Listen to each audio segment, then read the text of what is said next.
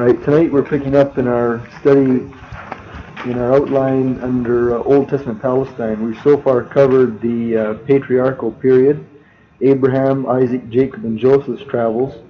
I'd like to survey Moses tonight, briefly. I'll be giving you a handout for that tonight.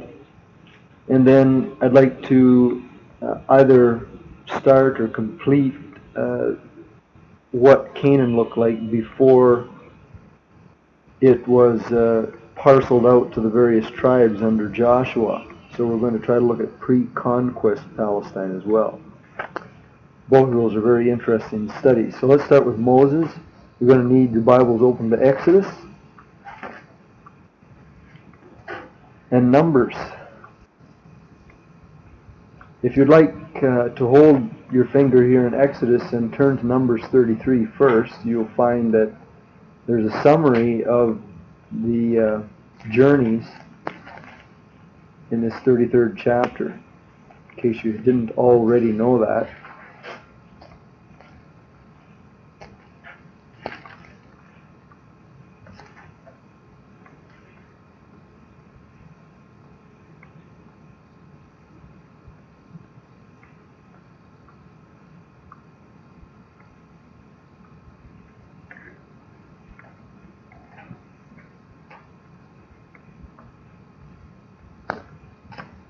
Alright, so the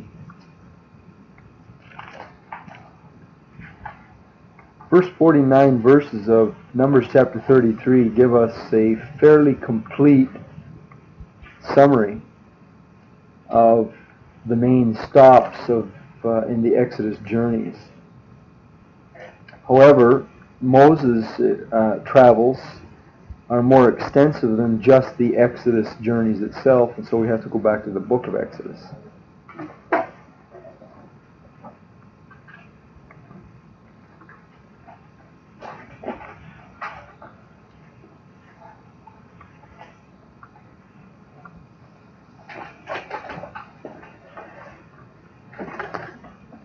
Okay, I'll just give you some basic references. And then once we get to the actual Exodus, then you can just turn over to Numbers.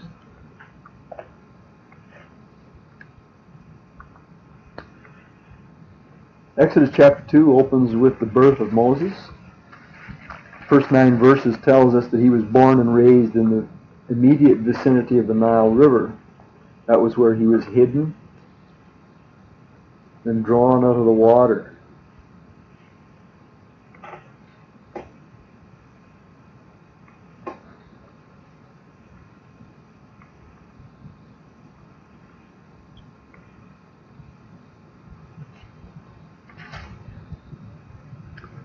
Exactly where we don't know, except that it was in the Delta region. Chapter 2, verses 10 to 14 record the discovery of Moses. He's taken to the capital of Egypt, which was Ramses. It's not actually mentioned in those verses. However, the capital is mentioned in chapter 1, verse 11. Therefore they did set over them taskmasters to afflict them with their burdens, and they built for Pharaoh treasure cities, Pithom and Ramses. And if you look in extracurricular or extra-biblical source books, you'll discover that Ramses was the capital. It was also known as Zone, I think. That's why you were wondering why they took the journeys from a place called Zone. That's just an alternate name, right? Okay, so this is where he spends the first 40 years of his life, in the capital, in Egypt. Chapter 2, verses 15 to the 19th verse of chapter 4 tell us what happened in the next 40 years of Moses' life. Because of the discovery of a murder, he was forced to flee to Midian. Chapter 2, verse 15, it says that he fled from the face of Pharaoh and dwelt in the land of Midian. And he sat down by a well. He met a priest, met the priest's daughters, married one of the daughters, and begot children, and stayed there for 40 years. Apparently Midian, chapter 3 verse 1, is in the vicinity of Horeb. Horeb is said to have been on the west side of the desert. So Midian is east of the Sinai. So it takes us up past the Arabah to the land of Arabia, which is Saudi Arabia today, over here. Okay? You'll find most maps say that this is Midian. Some people actually think that Horeb is actually east of the Gulf of Aqaba. I have no basis as for judging which is which. We'll just go with the traditional view for now, but it's worth noting. Seems reasonable that if God is preparing his man, that he would have allowed him to become familiar with the area in which they actually did go through. There's little likelihood that the Exodus was actually east of the Gulf of Aqaba. Now, yeah. And for that reason, it says here in chapter 3, verse 1, that it says that he came to the west side of the desert and came to the mountain of God, even to Horeb. Horeb and Sinai are supposed to be the same place, because it's specifically said to be the place where Moses would lead the people out to worship God in this mountain, which they did. Right? He brought them here and he left them here for, 3 months they encamped? All right?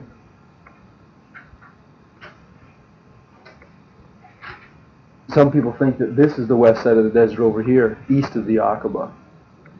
See? But that doesn't mean that this couldn't also be considered the west side of the main desert. Right? All right, so chapter 4, verse 20 records for us Moses' departure from his father-in-law. He takes his wife and sons, it says. Only one of them are mentioned up to this point, but he takes his sons. He leaves. Moses took his wife and his sons and set them on an ass, and he returned to the land of Egypt, and he took the rod of God in his hand. On the way, the Lord reminded him of the absolute necessity of keeping the covenant, of circumcision. Apparently his wife was angry, very angry, and separated from him over this.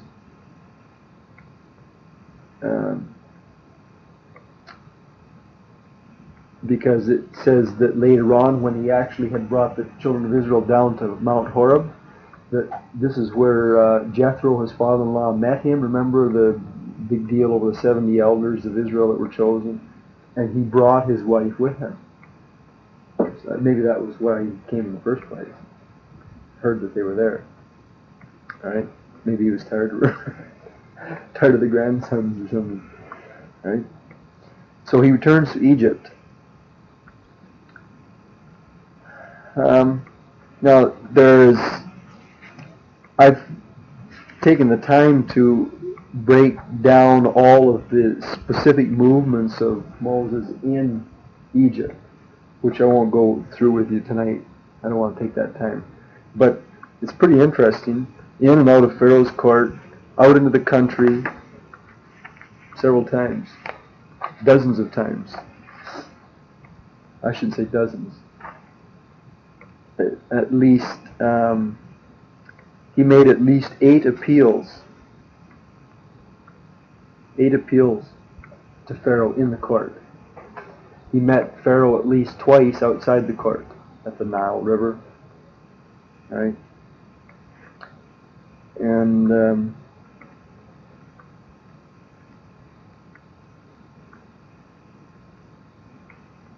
they're still in Egypt in chapter 12 when they are led, when Moses leads them out of the actual capital city chapter 12, verse 37. The children of Israel journeyed from Ramses, which must have been considered the rallying point, to Succoth, 600,000 men, besides children and women. Right? Ramses to Succoth, that's on this map, about 30 miles. First night, first day. Amazing. It's a big hike. Now at this point begins the last 40 years of Moses' life, right? 40 years in Egypt, 40 years in Midian, and now he's come back to Egypt, and this begins the last 40 years. We know that he spent that 40 years in the wilderness, so he was approximately his last 40 years.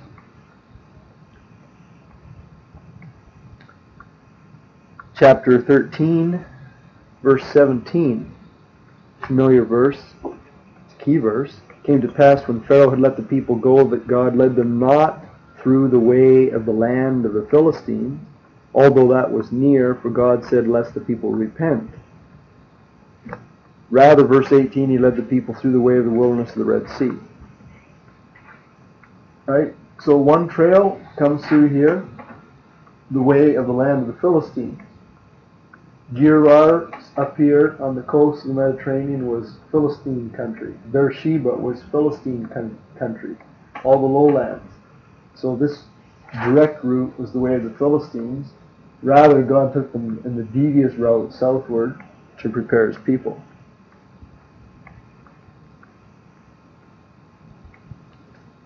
Now, if you want to turn to Numbers 33 and just parallel through this, I'll give you the Exodus references if you want to check them in the Numbers 33. From Succoth, I've divided this trail into portions by the wilderness areas that they went through, rather than just the stops, because this is called the wilderness of the Red Sea, or the wilderness of Shur. And then we have the wilderness of Sin down here, then the wilderness of Sinai, right? Then the wilderness of Paran, wilderness of Zin, and there's dozens of stops in each one. So as far as the first wilderness, we have Etham to Pi Hahiroth. This is the spot where they were delivered from the army through the Dead Sea, the Red Sea. And they move into the wilderness of Shur. In the wilderness of Shur, we have three places: Marah, Elam, to the coast of the Red Sea. Numbers 33:10 says as they go down to the lake. They move from this point. At this point, they move into the wilderness of Sin. They're given manna and quail. And then there's two places that I don't know exactly where they should be put, whether they're part of the wilderness of Sin here, or whether they are considered to be part of the Sinai wilderness. Have an idea they ought to be put in the first one, Dovka and Alush, but there's no place to identify them. And Rephidim seems to be kind of like on the border between the two. That place is renamed Masa Meribah, where the people fought with Moses, and they fought against the Amalekites. That's interesting. Amalekites all the way down here, right? The first battle they fought was against Amalek. They won it. They go from Rephidim into the wilderness of Sinai. Chapter 19, verse 1, Exodus 19:1. They stayed here for, I think it was 3 months. Maybe it was longer than that. I always thought it was 3 months. The book of Exodus is 1 month. Leviticus is 1 month, right? The first chapter, Deuteronomy, tells us that it's an 11-day journey from here to the southern border of the land.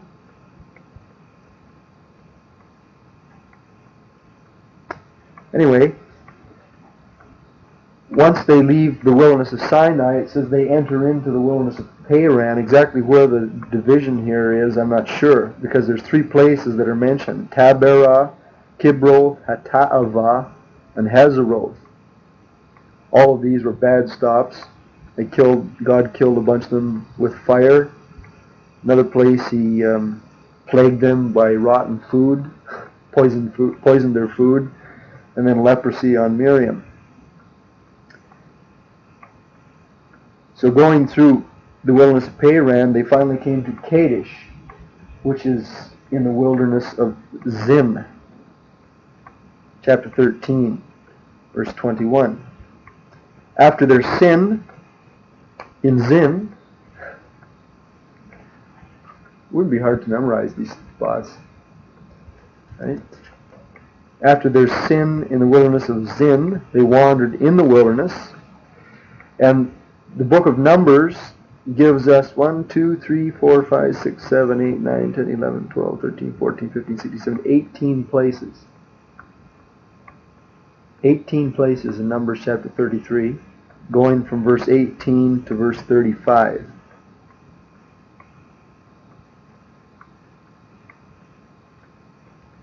All right?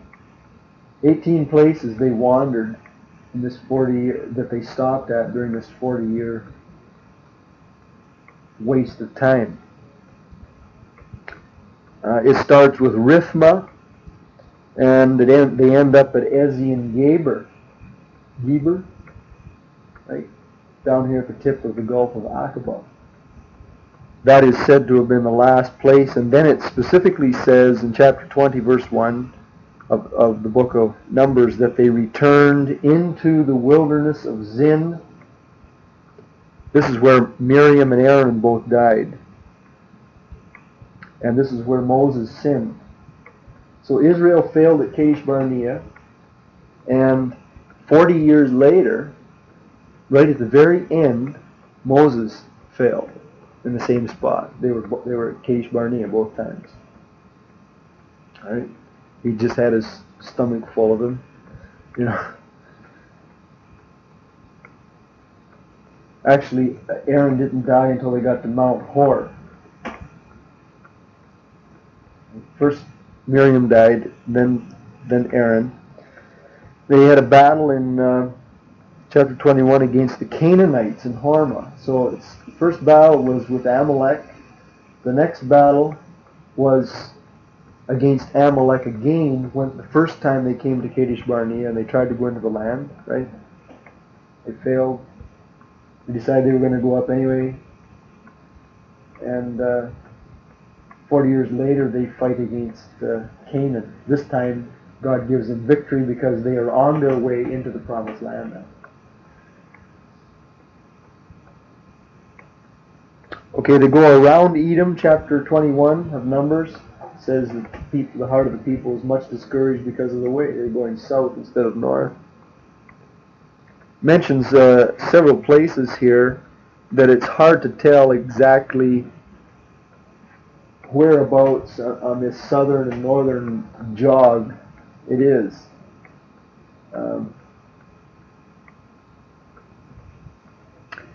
Numbers 33 mentions Zalmonah and Punon and Oboth. Well, if Oboth is down here at the south, which right at the tip of the Red Sea, which I think it is, another name for Elah, then those camps would be in between on the southern descent. And that would make Abarim and the valley of Zaired and Dibon Gad all on the northern jog before you actually get to the Arnon River up here, which is halfway up the east side of the Dead Sea. Right? Some of these places are pretty hard to locate. The valley of Zaired on this map, it's shown the brook Zaired is sort of the border between Edom and Moab.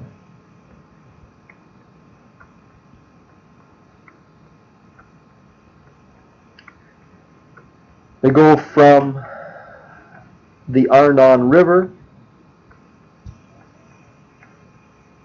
to several places that Numbers mentions, to Be'er, Matana, Nahaliel, Bamoth, which is said to have been in the valley of Moab, to the top of Pisgah. Whether the top of Pisgah is the same place as the mountains of Abarim, Numbers 33, I don't know.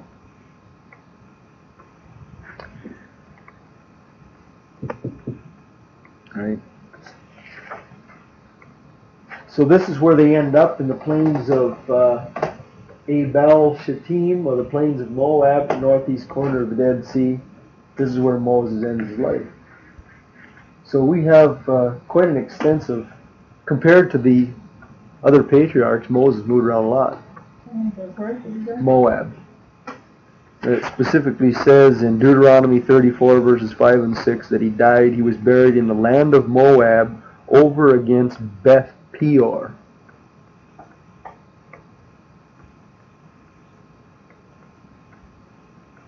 Peor, in the history of Israel, is it's kind of like a mixed bag.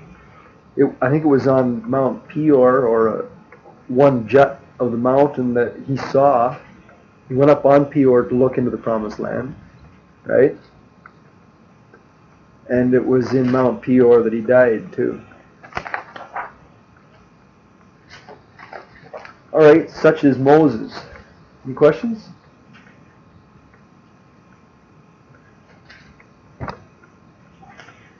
You said last time you couldn't figure it out.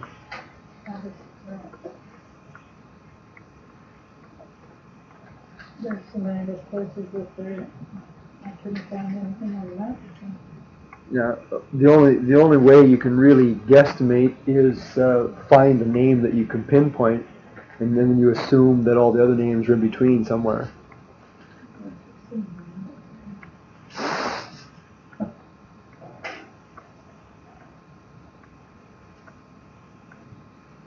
Now we're going to recover some of that ground tonight by moving on to the next point in our study, and that is looking at pre-conquest Palestine.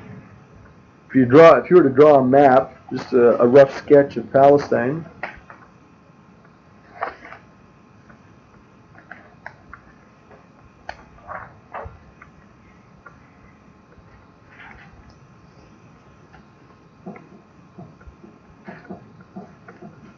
do you know who lived where?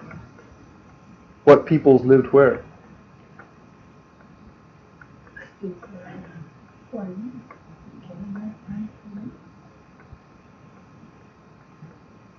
Amalekites.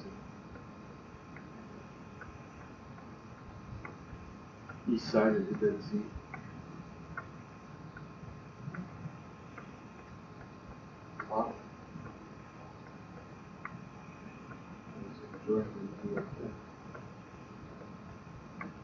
Won't go much higher than the Syrians. Right. Above them is Zaired. There's a whole bunch of kings, so there's a lot of independent ones too. Right. We've had a brief introduction to this. Remember out of our maps on the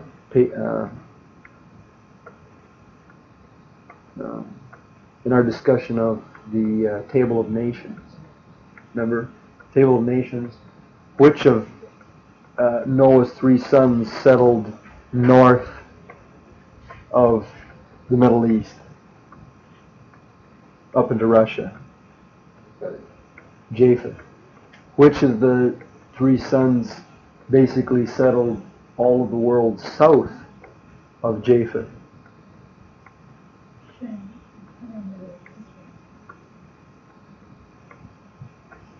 Ham is the one that was spread farthest. He went down into Africa, India, right? And then Shem is the one that stayed localized in between. I Christy knew one of them, and there's a complaint by a colored girl, and an article written by her, and she's complained because in the Bible college that she was in, they were claiming that the black people came from Caanan. She's really written reading that. Mm-hmm. But they did, didn't they? Certainly, but I don't think that was the problem, because it's inarguable that they did come from Ham. But the problem is the prophecy in Genesis chapter 10, I think, that Ham would serve Canaan. That, which means that the black people were judged in some way. Yeah. And it's pretty difficult. Henry Morris takes position that actually, instead of being a negative prediction, that's actually a positive prediction. That he goes and he compares it and he says, if you really look at it, it's not a curse at all. It's a blessing. But it's usually interpreted as a curse. It takes the other side. If you want to read it, you can look it up in the Genesis record. I got it. It's an interesting discussion.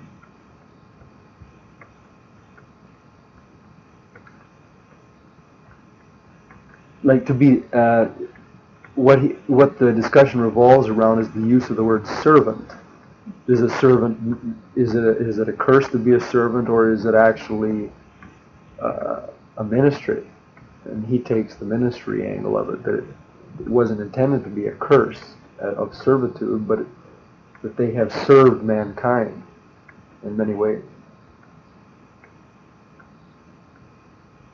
Anyways, we won't see that. What I wanted to do tonight is kind of review some of the, I don't know if we're going to get done. I hope we will tonight, because I really don't want to drag it out, but I just went back over this ground, starting back in Genesis chapter 12, and if you're trying to figure out what the Bible has to say, like if you just go on the biblical record itself, you can find out a great deal. If you want to know who the indigenous peoples were at the time that the Jews, 1 million strong, went into the land of Palestine in the 15th century BC, if you just go on the biblical record, there is a great deal of information there. This doesn't even include archaeology. All right. As far as I'm concerned, I think that's a good starting place. So when you're talking about pre-conquest Palestine, in our Bible Lands and Customs, we're kind of working our way through chronologically, right? We've gone through the patriarchs, Abraham, Isaac, Jacob, Joseph, and Moses, and now we are 15th century BC. Who was there in the 15th century BC? That's the question that we're looking at. But to answer that question, you can't really avoid going back and looking at all the preceding years, because the indigenous peoples are going to be a mixture of who is there. Just as if you were going to look at a map of the ethnic distribution of peoples in Canada, for instance, right? There would be a remarkable difference in 200 years, right? Southern Ontario was almost no Indian. You know, they're limited to the nations of the the reserve of the 7 nations in the Brantford area. You know, and it's been taken over by whites, Anglos, right? Whereas 200 years ago it was all Indian. And there'd be, you know, Montreal and Three Rivers, Quebec would be the white outposts. So, well, this is the kind of thing that you're going to see in the tracing of Palestine too. If you want to pinpoint some references, let's do it. Genesis chapter 12. I found this really interesting. Even though it's covering ground, we're looking at it from a different angle.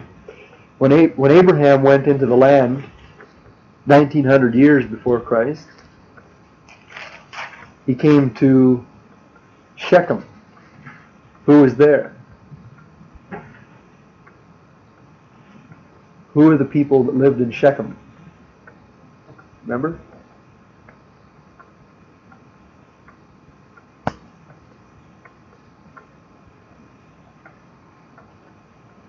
Read it.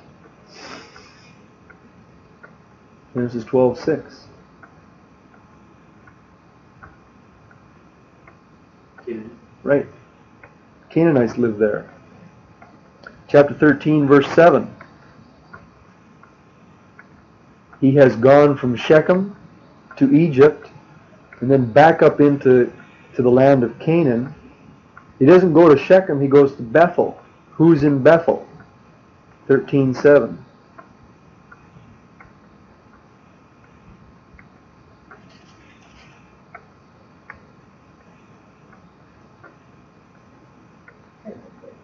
Canaanites and the Parasites. Now, if you look on a map, you should be able to visualize this already, because you know you're supposed to have learned a physical map of Palestine. In what general topography of the land is Shechem and Bethel to be found? The central mountainous region, the central highlands, right? So these central mountains were, in the time of Abraham, inhabited by Canaanites and Parasites. Is Bethlehem, right? No, Bethel. Bethel.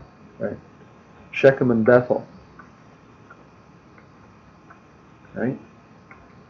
It was still inhabited by Canaanites.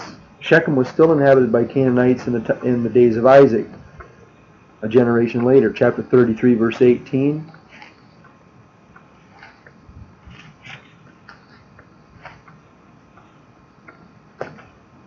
Jacob came to Shalem, a city of Shechem, a man by the name of Shechem, which is in the land of Canaan.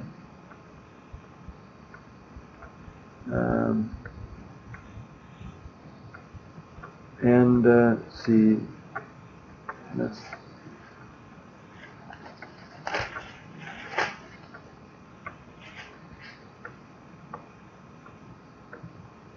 that doesn't seem to...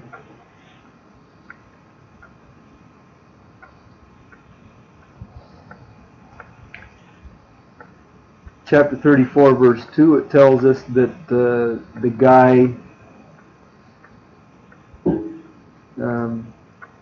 that committed fornication with Jacob's daughter Dinah was a Hivite. Shechem was... his name was Shechem, and of course this is where Shechem probably got its name from this very powerful lord. So a Hivite, and then over in the end of chapter 34, verse 30, at the end of this whole mishmash of events, Jacob said to Simeon and Levi, "You have troubled me to make me odious among the inhabitants of the land, among the Canaanites and the Parasites."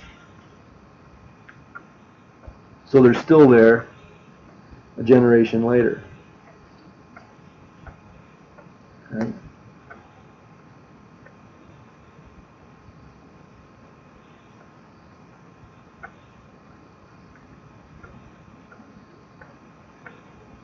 Chapter 35, verse 6, it says that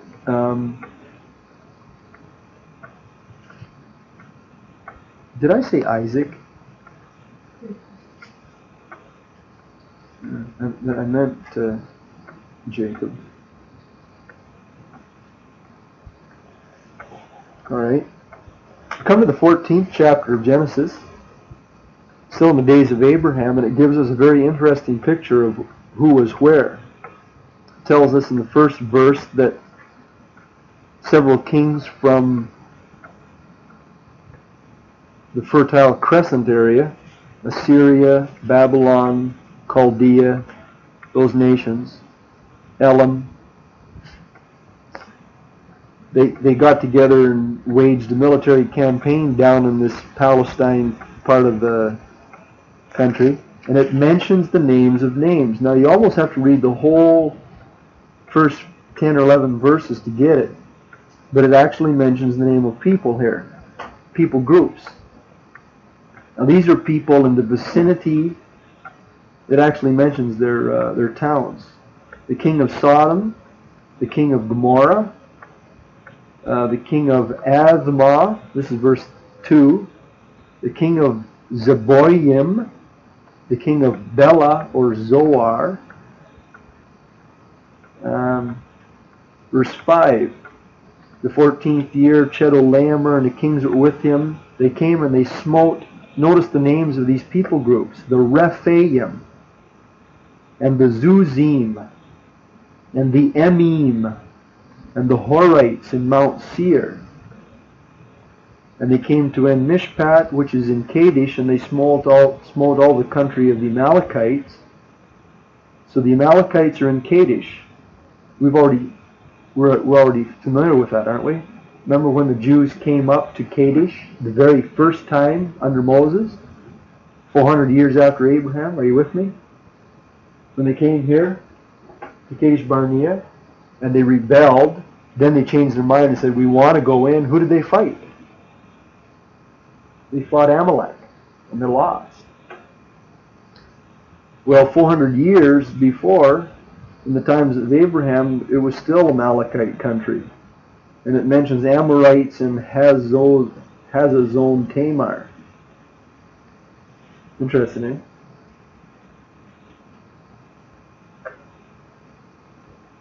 It tells us in verse 13 that Abraham who lived in Hebron.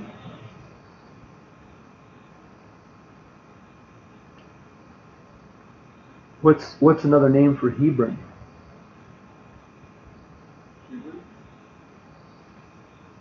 It's got about three different names that we've come across so far. Is that above? Beersheba. Beersheba. We got Beersheba. It's above 50 miles or so. Don't you remember? I don't know where it is. Kiriath Arba is one name. Mamre is another one. The oaks of Mamre, that's where they were buried. They're buried in place. Well, Mamre was the man's name that was alive in Abraham's time. That's where the city got its name. And he was a Hivite. No, an Amorite, sorry. It just kind of, it shows that these people were all mixed up by this time. So, Aren't these individual cities there in 14? chapter 14, they may be, except that it mentions the people group, like it's Zuzim. That's a plural, like that's an ethnic reference, right? A tribal reference.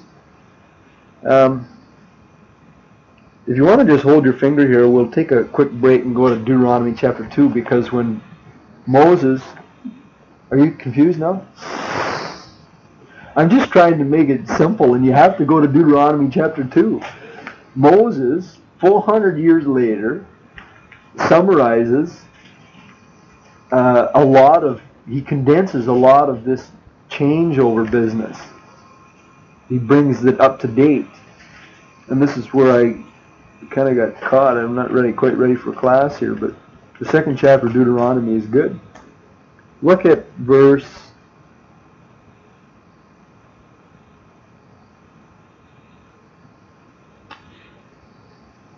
we'll read verse 4. No.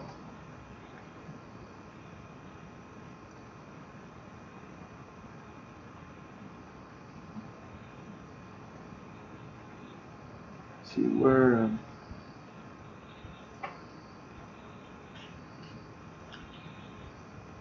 Verse 8.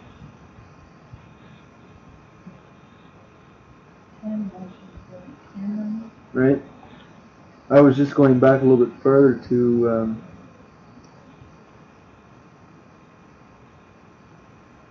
chapter 1, verse 19. When we departed from Horeb, we went through all that great and terrible wilderness, that's Paran, which you saw by the way of the mountain of the Amorites, as the Lord our God commanded us, and we came to Kadesh Barnea.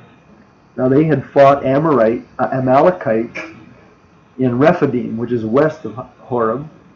They went through the Amorite country north of Horeb, verse 19. This area, Amorite country. Right? This is Amalekite and Amorite. They're right next door to one another, or intermingled, one. We come to 27. You murmured in your tents and said, because the Lord hated us, he has brought us forth out of the land of Egypt to destroy us in the hand of the Amorites.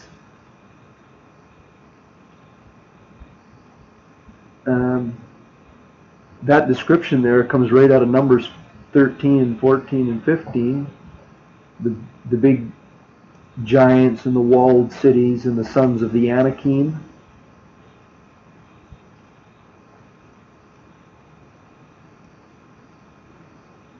All right, now chapter 1 verse 44. The Amorites who dwelt in that mountain came out against you. This is when they presumed to go up in anyway. Chased you as bees do and destroyed you in Seir, even unto Hormah. All right, chapter 2. We went around Mount Seir, verse 1.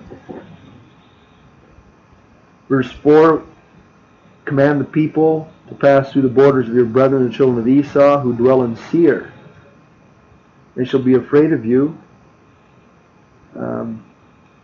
You won't let them have any of Esau's land because he promised it to him already. Look at verse 8. And when we passed by from our brothers, the children of Esau, who dwelt in Seir through the way of Arabah, the Lord said unto, distress not the Moabites. Now Esau is Edom, and we're talking about Moab. Now they're not the same place. Which is north of the other? Right. Moab borders on the Dead Sea. Edom is south of the Dead Sea. Don't contend with either group. I will not, verse 9, I will not give thee their land for possession, because I have given Ar unto the children of Lot for a possession. Notice carefully. The Emim dwelt there. He's talking about Moab.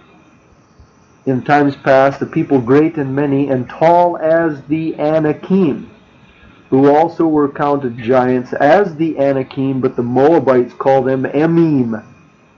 We just read that in Genesis chapter 14. It says that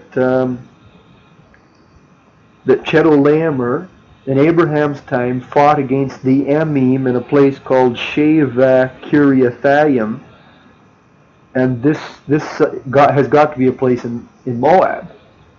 So he went down to Moab and fought the Emim. Keep going, verse 12. The Horites also dwelt in Seir formerly, but the children of Esau succeeded them when they had destroyed them from before them, and dwelt in their stead, as Israel did unto the land of his possession, which the Lord gave to him. Maybe this isn't exciting to you. I think it's exciting to me, because it's telling us stage 1, stage 2, stage 3. It's telling that Moses is showing that Edom, when Esau went down here, he fought this for his land himself. We have no record of this except right here, that Edom had to dispossess these people when he set up camp with his 12 sons down here. Esau. And if you go back to Genesis chapter 32 and 36, it gives you a list of all the inhabitants of Edom that he dispossessed. Genesis chapter 36, it calls them the children of Seir, the Horites. They had at least 7 major groups. Genesis 36. It lists them.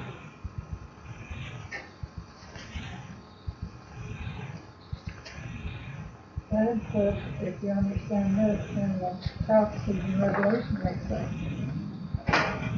Well, the prophecies in Numbers 32 makes sense as well, because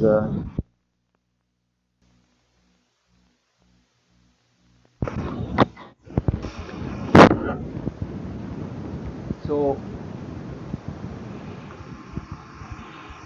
Deuteronomy chapter 2 then, in Deuteronomy chapter 2 we have a record of Moses condensing some of the history of this land. He refers to the Amim in chapter 2 verse 10, who were giants. Verse 11 calls them. The Amim is just another name for the Moab giants. Right? The Anakim were the Amalekite giants, if I've got it right. It's just the Amim were just another, with a Moabite name for Anakim, which was the Amalekite name for giants. Got it? Now, okay, Amim is Moabitish.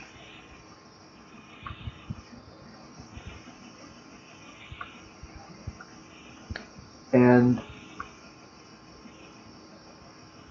Anakim is Canaanitish.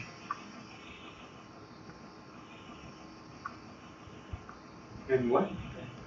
Anakim is Canaanitish.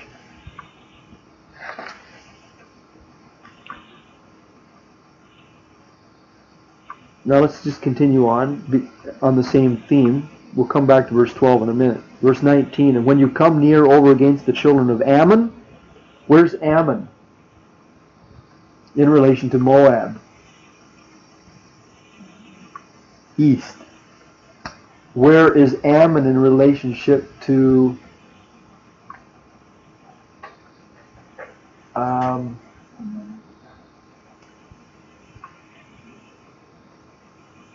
where's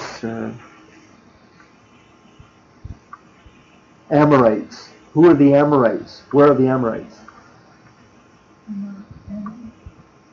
The Amorites, not the one and the same. During the Quran and stuff.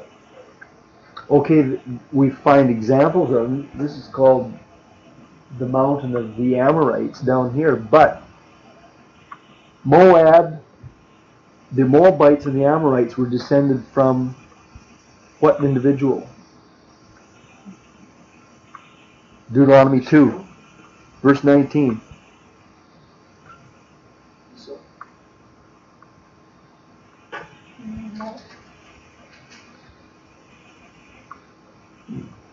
See, verse 19 and verse 9 go together.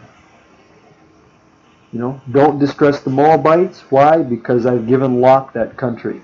Verse 19, don't touch Ammon. Why? Because I've given Lot that country. They're his descendants. Right? Remember, out of his incestuous relationship with his daughters. Right? So,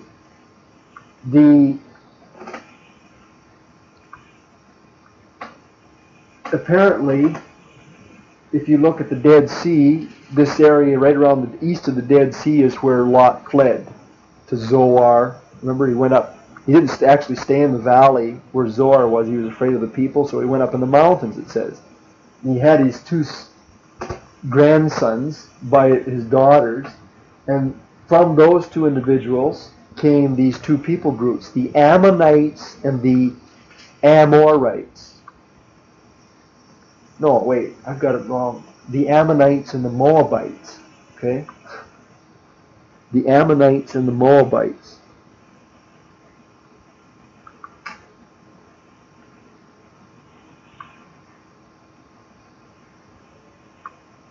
Moab was south east of the Dead Sea. Moab was northeast of the Dead Sea. Right? They bordered on one another, Ammon and Moab. Now, if we continue on verse 20, this land of Ammon was also accounted a land of giants. Giants dwelt therein formerly, and the Ammonites called them Zamzummim. Zamzummim. So we've got, these were giant people. Okay, the Emim, they were called Emim by the Moabites. The Ammonites called them Zamzummim. The Canaanites called them, I can't even remember these words. The Anakim, they're giant people. They're all the same people. Well, they must be related stock, apparently. The inference is that they're all giants. Got to be related somehow. The people that had lived in these areas before the Moabites and the Ammonites and the Canaanites were these people. They were all giants. Kind of an interesting thing, eh? Zamzummim. My reference Bible takes me to Genesis 14:5, where Chedorlaomer came against the Zuzim. He says it's the same people, the Zuzim and Ham. Genesis chapter 14. A people great and many, Moses continued, and tall as the Anakim. But the Lord destroyed them before them, and they succeeded them and dwelt in their stead, as he did to the children of Esau who dwelt in Seir when he destroyed the Horites from before them. And they succeeded them and dwelt in their stead, even to this day. Now keep going, verse 23. And the Avim who dwelt in Hazarim, even unto Gaza, the Caphtorim who came forth out of Caphtor, destroyed them and dwelt in their stead. So, if I had taught this lesson the way it should have been taught, I would have cut out pieces of paper, or I would have drawn a map on the board, and I would have put these names. I would have put Avim down here on the coast where the Philistines live. Right? I would have put Anakim up here in the hills around Jerusalem. I would have put Emim over in the hills of Moab, and Zamzummim up in the hills of Ammon. See? These were the people that first lived there. Then they were succeeded before Moses' time by these descendants of Abraham and Lot. Ammonites, Moabites, Esau, Amalek, all these people. This is the next generation that we have a record of.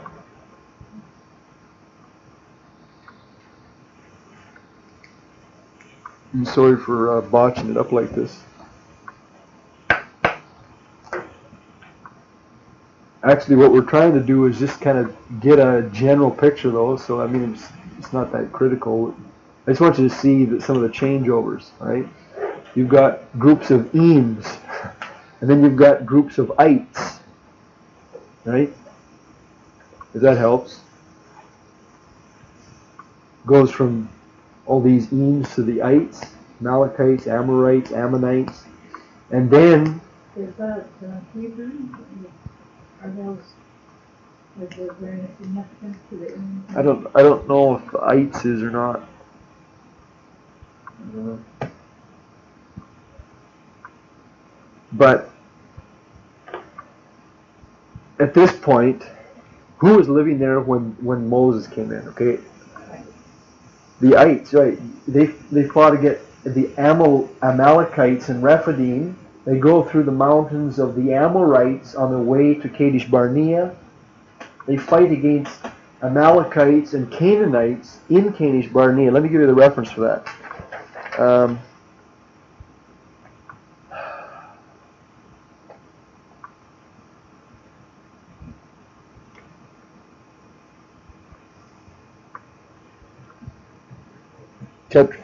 Numbers 14:25.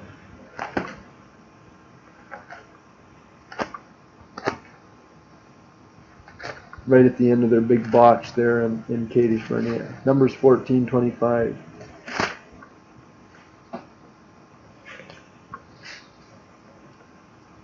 God is passing judgment. He's had it with these Jewish people. He wants to burn them up. Moses is interceding for them. And he writes in here just a passing note. Now the Amalekites and the Canaanites dwelt in the valley. And then he resumes with God's word, tomorrow turn you and get into the wilderness. Just a passing note. Why is it there? I think it's there to show us who the inhabitants were. Pre-conquest Canaan, Amalekites and Canaanites right to the south.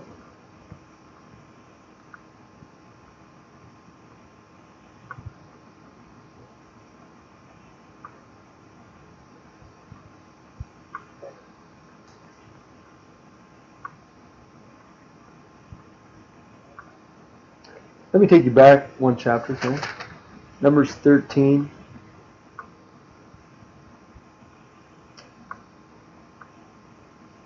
What did the spies say when they came back from their tour? Numbers 13:28. The people are strong that dwell in the land. The cities are walled and very great. Moreover, we saw the children of Anak there, or the Anakim.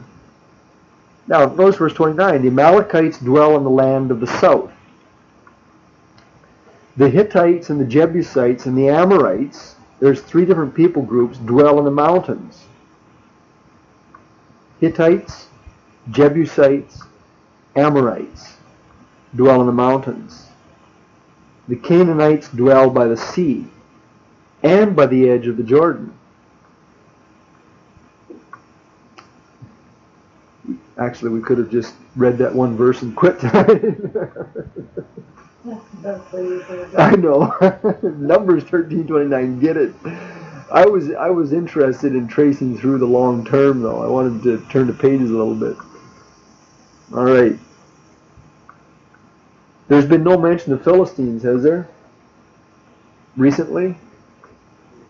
We know there were Philistines in the days of Abraham and Isaac and Jacob because they lived in Beersheba, and it says in the land of the Philistines. That term isn't even used again until you come to Exodus 13, where Moses leads them out, and instead of going to Canaan by the way of the land of the Philistines, they go south. But there's been no mention yet of Philistines. Now, whether or not they're in a decline here. Oh yes, by the time you get to David and Solomon, sure. Right. But this reference to Caphtorim by Moses in Deuteronomy Chapter 2, I think, is a reference to the same people, to the Philistines. It sticks in my mind from that study on the Table of Nations that Caphtorim is synonymous with the Philistines or related to them. If you want to check, we can go back to Genesis 10 because I think that's where it was mentioned.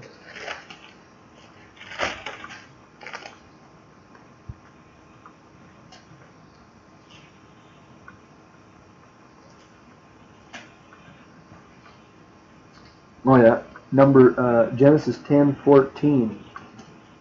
The Pathrusim and the Casluhim, out of whom came the Philistines, and the Caphtorim.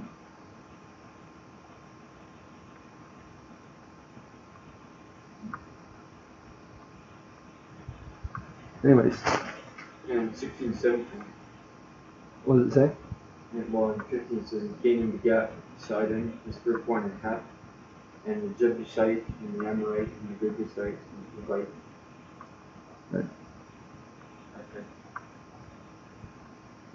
Someone's near that. Not there. Archives? Get out of here.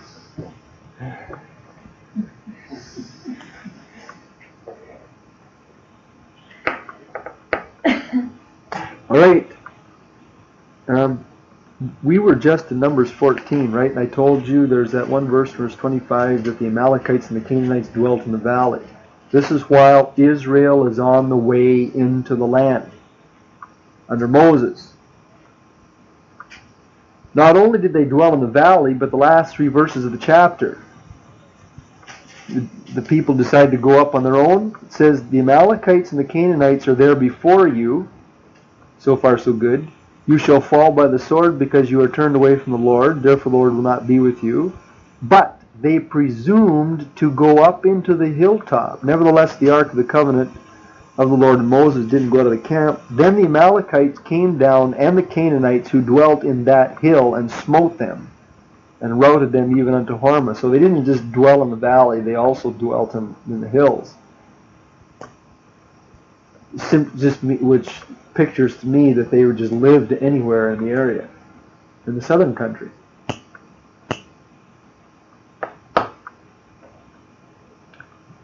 Now, 40 years later, Miriam and Aaron die. Numbers chapter 21. Immediately after Aaron is dead and they finish mourning, they are in Kadesh Barnea, or actually they're in Mount Hor, northeast. This is Canaanite country, right? We already know that. What does it say?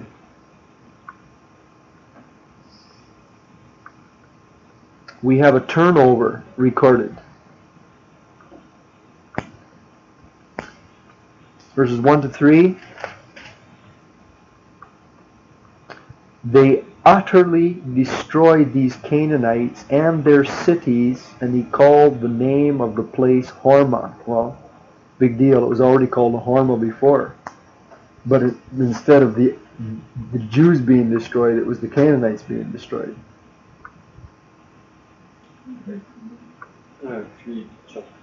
21:3. All right, we have a turnover here. We've got it going from Canaanites and Amalekites, or Canaanites specifically, to Israelite. All right.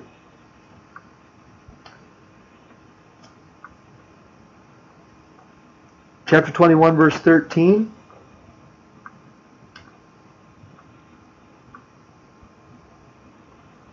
Another battle. They're going north through Edom, or around Edom. They encamped on the other side of Arnon, which is in the wilderness that cometh out of the borders of the Amorites. Arnon is the border of Moab, between Moab and the Amorites. You get the picture? That's a cute verse for telling us that north of this line you have Amorites, south of this line you have Moab. Right? Remember the two kings north of the Arnon? The Bible synthesis course. You should remember that. Because their names are repeated dozens of times in the accounts. Sihon and Og. Sihon, king of the Amorites. Og, king of Bashan. Bashan and Og and Sihon were more or less neighbors. Sihon had vanquished Moab and eaten away the northern part of his kingdom. Originally, the Amorite part of the country was Moabite. Right?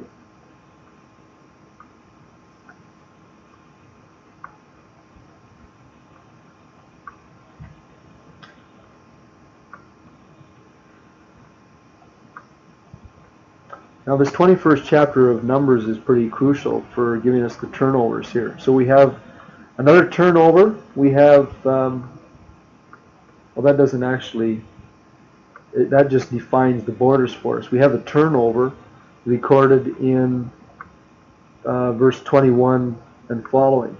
Israel sent messengers to Sihon, king of the Amorites. Let me pass through your land. We will not turn into the fields or whatever. We'll go by the king's highway until we pass through. Sihon would not permit Israel to pass through. He gathered his people together, went out against Israel into the wilderness, and he came to Jahaz and fought against Israel. Jahaz. You know where it is?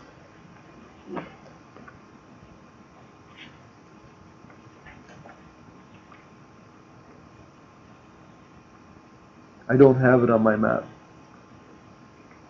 I do. Do you? Whereabouts in relationship to Heshbon is it? Heshbon is the main city of the Amorites. Heshbon is due east of the tip. Okay, they got Jahaz down about 20 miles. It's south? South. Okay. Heshbon. Right. So it's just a battleground. It's not an important town. Right? So they fought as they started to come into the land. I'll keep reading. Just keep your eye on the map. Israel smote him with the edge of the sword and possessed his land from the Arnon unto the Jabbok, even unto the children of Ammon. For the border of the children of Ammon was strong. Where's the Jabbok? Halfway to Galilee. The Jabbok is probably to be considered the border between the Amorites and Bashan, the kingdom of Sihon versus the kingdom of Og. Alright? It's a natural border. I don't think that the Jabbok was the border of Ammon. I think what he's talking about is that they went all the way, they conquered Sihon all the way from the Arnon here to the Jabbok River and then eastward to the border of Ammon. I think that's the way you have to read that. Right? The border of Ammon is an imaginary line drawn on the crest of a hill or something. Israel took all these cities, and Israel dwelt in all the cities of the Amorites, in Heshbon and its villages. For Heshbon was the city of Sihon, king of the Amorites, who had fought against the former king of Moab and taken all his land, even to Arnon. Heshbon is perished even unto Dibon, and we have laid them waste even unto Nophah, which reacheth to Medeba. You see those towns? Dibon, Heshbon, Medeba, and Nophah. They're all on the southern borders. Aren't they?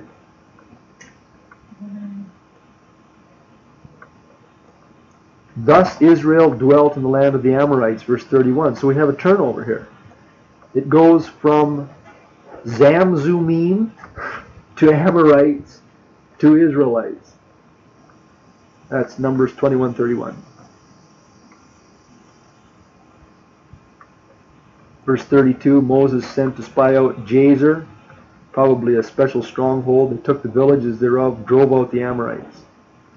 Now, verses 33 to 35 show us the turnover in Bashan. They turned and went up by the way of Bashan, and Og, the king of Bashan, went out against them, he and all his people, to the battle at Edrei.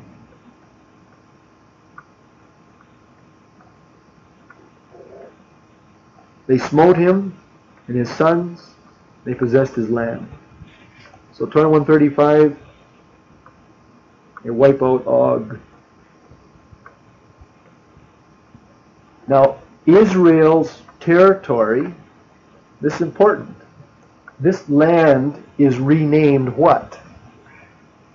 The land of Bashan and the kingdom of Sihon, the Amorites and Bashan, is renamed what? Under the Jews. Yeah, it was given to some tribes. Yeah, it was given to the half tribe of Manasseh and Benjamin and forget who else. But it was renamed Gilead. Right? Gilead. So we have a turnover.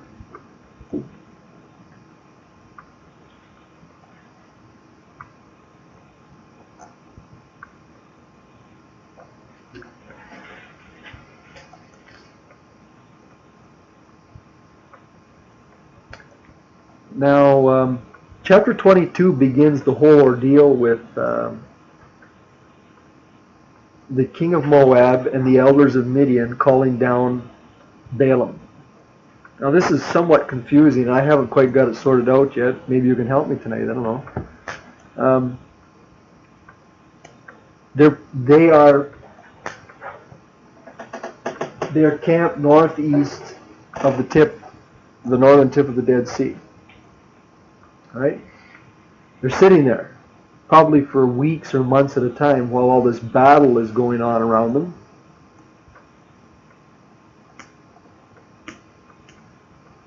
There's been plans hatched in high places, literally.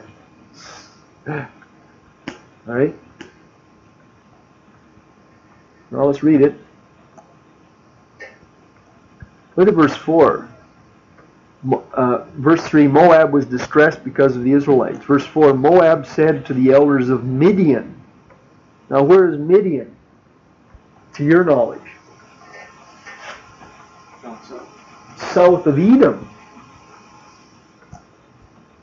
All this can mean is that the borders of Midian and Moab touched one another, and they had close connections. Right? You have a, what's the proper word for it? You have an alliance here. Right?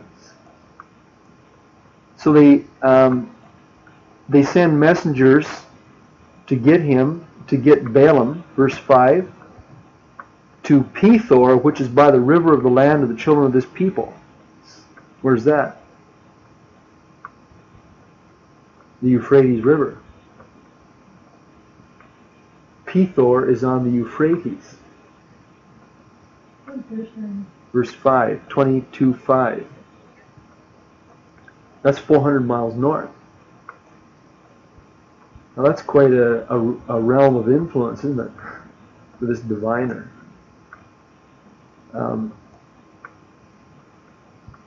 Apparently, all this desert country is controlled by Midian.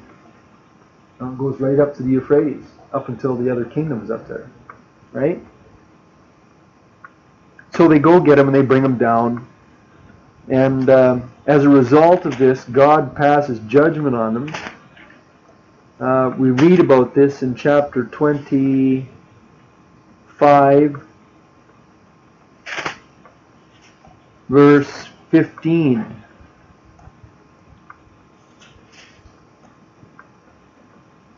Remember Balaam's, he goes along, he makes a compromise. He isn't able to actually curse the Jews, but he gives Balak some pretty good advice on the way home. Remember? He says, look, you got a lot of pretty ladies. Get them out there and just make you some alliances here, and they'll turn idolatrous in a hurry. So that was his advice. And it worked. Verse 15, the name of the Midianitish woman who was slain was Cosbi, the daughter of Zur. She was the head. He was the head over a people and of a chief house in Midian. The Lord spoke unto Moses, saying, vex the Midianites and smite them, for they vex you with their wiles. Interesting. Yeah, Moses too. He's going to live there for 40 years. Yeah, this was his people. His wife's people.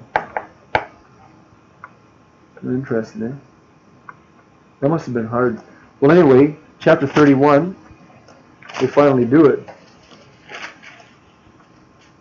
The Lord spoke unto Moses, avenge the children of Israel, the Midianites. Afterwards, you'll die. I guess you won't have to live with this thing over your head. Yeah. Arm some of your people, let them go against the Midianites and avenge the Lord of Midian. So he's instructed to get 12,000 people. Verse 7, they warred against the Midianites as the Lord commanded. They slew all the males. They slew the kings of Midian, beside the rest of them that were slain, namely Evi and Racham and Zur and Hur and Reba, 5 kings. Balaam also they slew.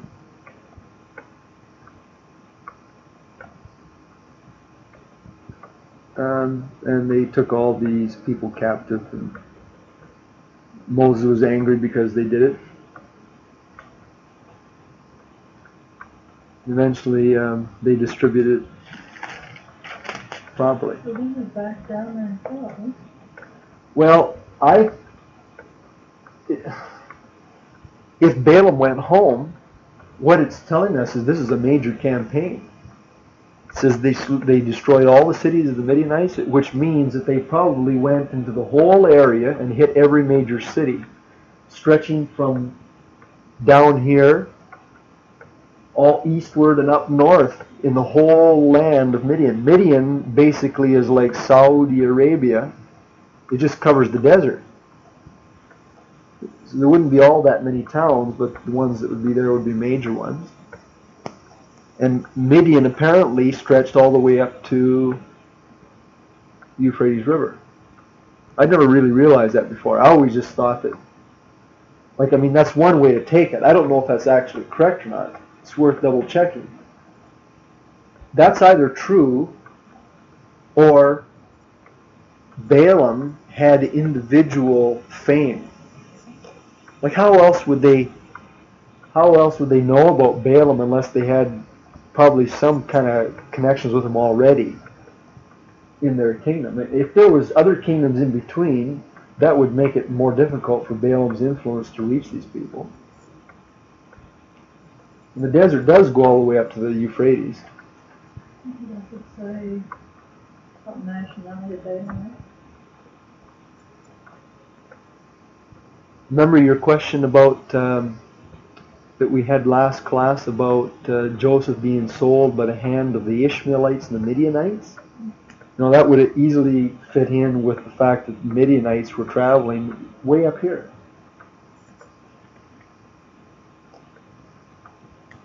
In central Palestine. I don't know.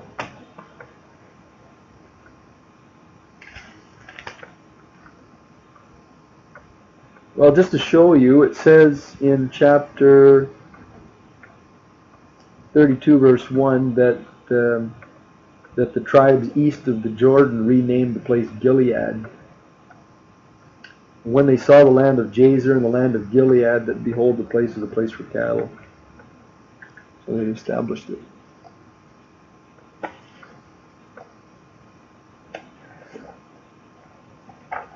Now this brings us basically, actually we should probably spend some more time in Deuteronomy, but we won't get finished if we do.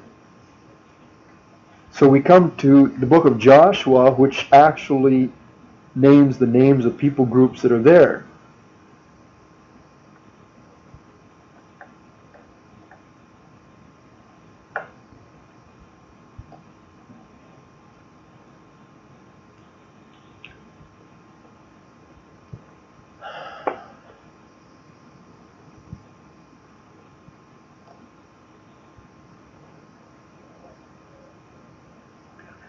The first campaign in the book of Joshua is southward, and we have this in the 10th chapter.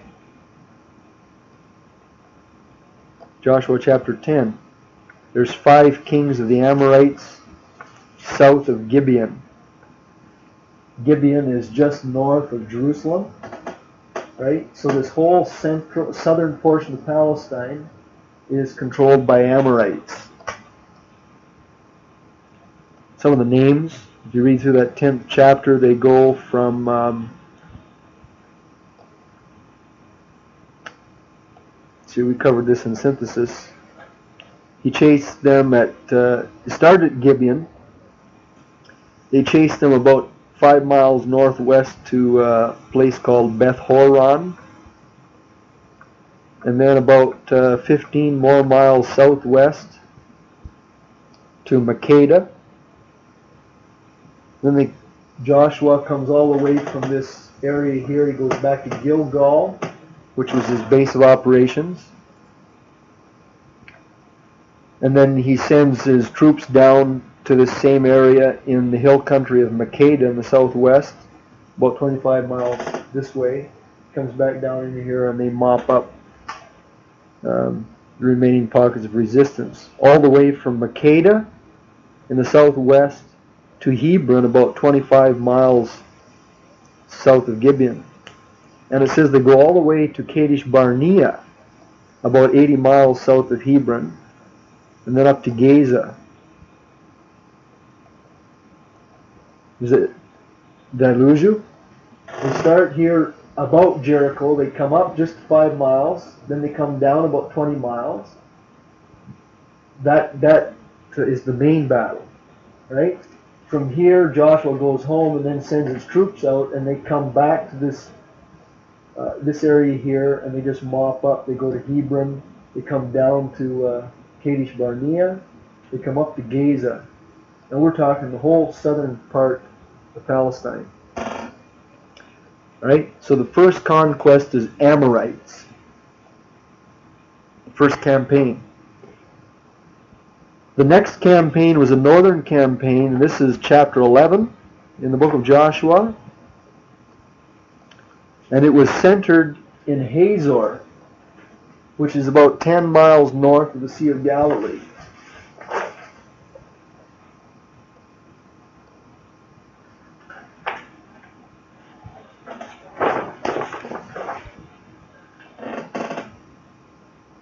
Okay, there's the Old Testament map. Hazor is right here. Okay. 10 miles according to here, a little further than that.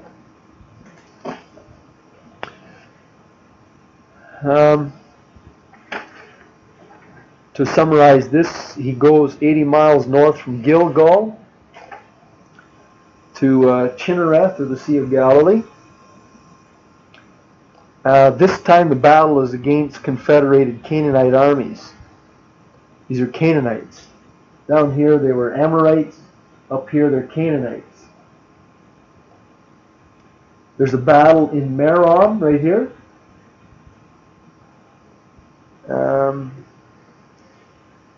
It tells us that the king of Hazor had joined with the king of Madon down here somewhere. It's not on the map, but Madon is about 18 miles southwest of Hazor. Right? We're talking about the hill country again. He also the king of Shimron, which is 30 miles southwest of Hamor. Right? That's over on the coast, I remember. And the king of Akshaph, which is 27 miles southwest of Hazor.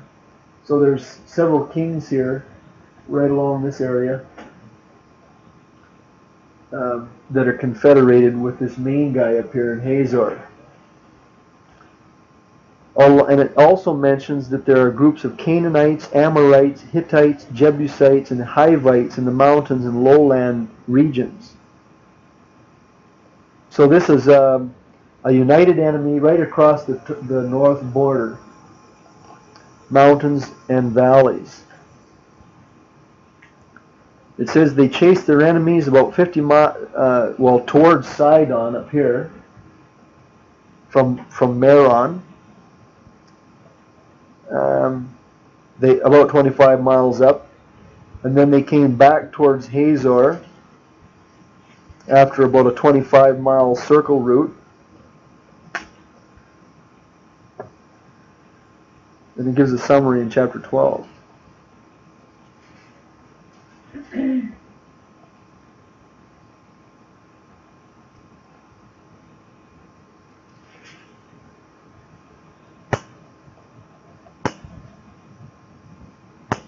I think we ought to read in chapter 13, Joshua chapter 13.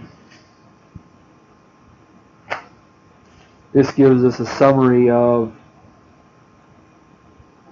the undefeated and unpossessed areas of the land under Joshua. And it mentions the people groups that were outstanding by the end of the conquest period. Right? So far we've seen an Amorite confederacy defeated in the south. We've seen basically a Canaanite along with Jebusite and Hivite and Philistine along the lowlands. This is a general confederacy up north. Right? When Joshua was old, It says in verse 1, there was yet very much land to be possessed. Verse 2, this is the land that yet remaineth, all the borders of the Philistines, and all the Jeshurun. From Shihor, which is before Egypt, even unto the borders of Ekron northward, which is Canaanite. And then 5 lords of the Philistines. And he mentions specific, Gaza, Ashdod, Ashkelon,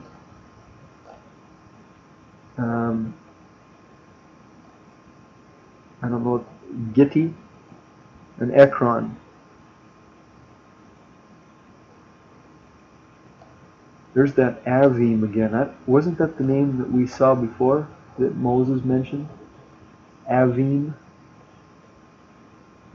Deuteronomy Chapter 2. I think he mentioned the Avim down here. We're talking about the west coast anyway, down here. Right? Philistines and Canaanites, basically. From the south, all the land of the Canaanites and Meara, that is beside the Sidonians, unto Aphek, to the borders of the Amorites, and the land of the Gebalites and Lebanon northward or eastward under Mount Hermon. So he's saying down here, there's on the west coast and the lowlands still unpossessed, and northward, Hermon and Hamath in this area. Verse 6, all the inhabitants of the hill country, from Lebanon, so they still had to go through the mountains and mop up. We know that those were Canaanites. Verse 10, all the cities of Sihon, king of the Amorites, who reigned in Heshbon. Let's see. No,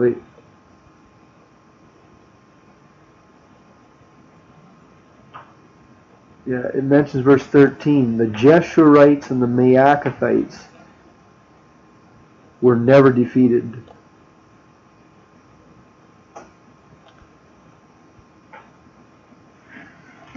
Yes. We just got to talking about they had conquered that. Yeah, I was just in the context of what I was reading. He's recounting what Moses did. They don't cover it as conquering.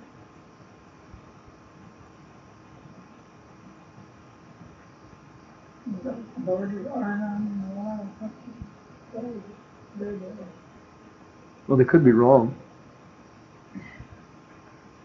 See? Those rivers mentioned in the maybe these were Joshua's daughters. Anyway. Yeah, the other wasn't a part of Moses' battle.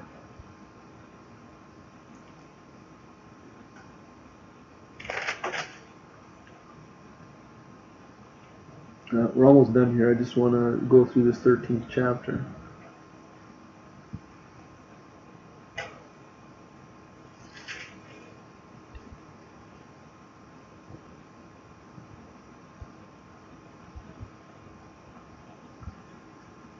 The last verse of chapter.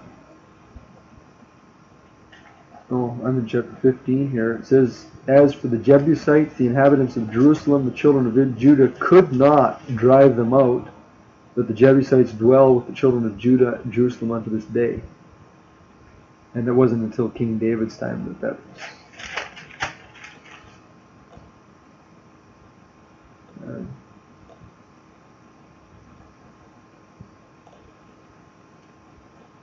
all right, well,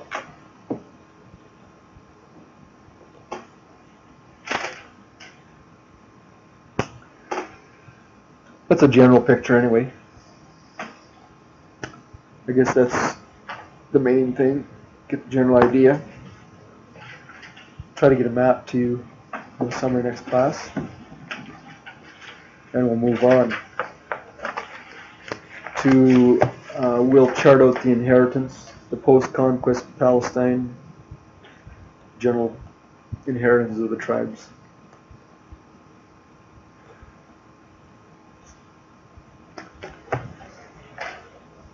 You know something, there is one thing that kind of stuck out to me as a good lesson out of this, and that is that, did you know that Caleb was a Kenizzite? His father was a Kenizzite.